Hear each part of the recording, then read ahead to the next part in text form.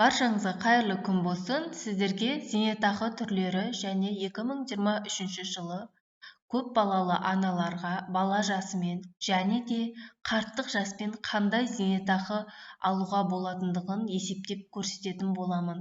Барлығы сіздердің зейнет жастарыңызға және де стаждарыңызға, еңбек өтілдеріңізге байланысты болады. Менің ақпаратым пайдалы болса, каналыма тіркелуді ұмытпаймыз. Сіздер үшін 1 секундтық жұмыс мен үшін өте каналдың дамуына үлес қосады. Бастаймыз. Базалық зейнетақы. Базалық зейнетақы бұл зейнет жасына жеткен барлық зейнеткерлерге арналып төленетін болады. Бұл зейнетақы бойынша толыққанды мен өткен сабағымда айтып түсіндірген болатынмын. Минимальны 24.341 теңге, максималды 40.567 теңге төленетін болады. Бұл стажға қарай. 10 жылдан бастап жайлап өсе береді. Егер жұмыс жасамайтын аналар, жұмыссыз адамдар болса, 24.341 теңге тағайындалады. Бұл 2023 жыл үшін. Жыл сайын бұл базалық зейнетақы мөлшері өсіп, сіздердің зейнетақыларыңызға қосылып отырады. Екінші зейнетақы, ынтымақты зейнетақы өте маңызды зейнетақы, күрделі зейнетақының түрі болып табылады. Бұл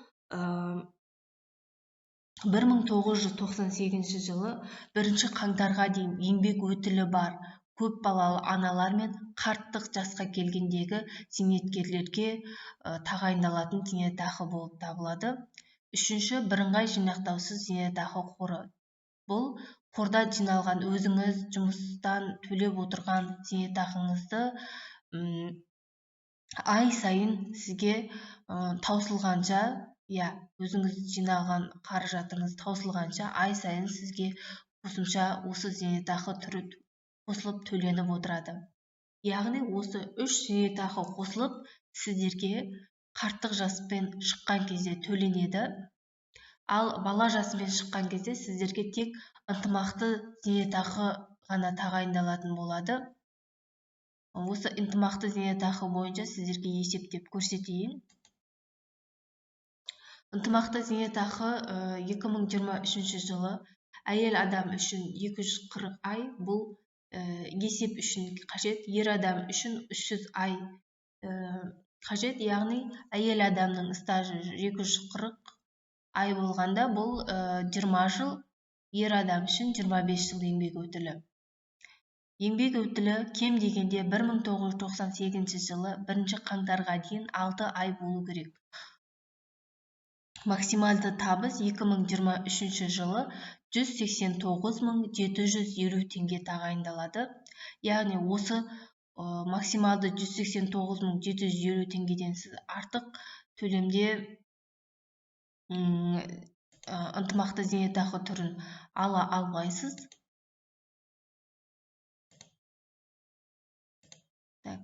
Максималды 30 жыл стажы бар әйел үшін мысалға келтіріп отырмын. 1 қаңтарға дейінгі стажын есептейміз. 1998 жылға дейінгі. Онда 13 жыл стажы болса, мысалы 12 айға көбейтеміз. 156 ай болады. Әйел үшін коэффициент 240 ай деп көрсеттік. Осы 156-ны 240 айға бөлсек, 0,65 коэффициент шығатын болады. Бұны бір есептеп алдық. Енді 3 жылдық орташа айлық табысын есептейтін боламыз. Сіз бұл жерде өзіңіздің максималды жұмыс жасаған любой еңбек өтіліңіздегі максималды жақсы табысыңызды көрсете аласыз, 3 жылдағы табысыңызды. Яғни сіз ол максималды табыс 189.750 теңгеден асып кетпеу керек.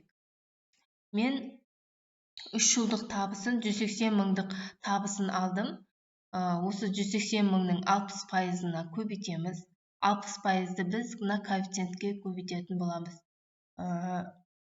0,65 коэффициент, бұл 98 жылға дейінгі стажы барларға. Сол кезде менде 70.200 теңге ынтымақты зейнетақы шығып тұр. Осы 70.200 теңгені сіз егер бала жасымен шығатын болсаңыз, осы зейнетақыны алып отыратын боласыз.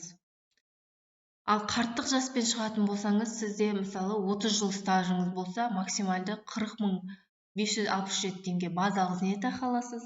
Оған плюс қосылады, осы ынтымақты зейнетақы қосылады, 70.200 теңгеңіз қосылады, және де плюс сізге бірыңғай жинақтаушы зейнетақы қорындағы жиналған қаражатыңыз қосылады. Сонда сізге жақсы зейнетақы тағайындалады. Мына жерде мен тек қана бала жасымен шыққан аналар үшін ғана есептеп отырмын. Тыңдағандарыңызға рахмет. Сұрақтарыңыз болса, төменде комментарийге қалдырсаңыздар болады. Немесе менің каналымнан жекеме WhatsApp арқылы шықсаңыздар болады. Есептеп консультация беруге дайынмын.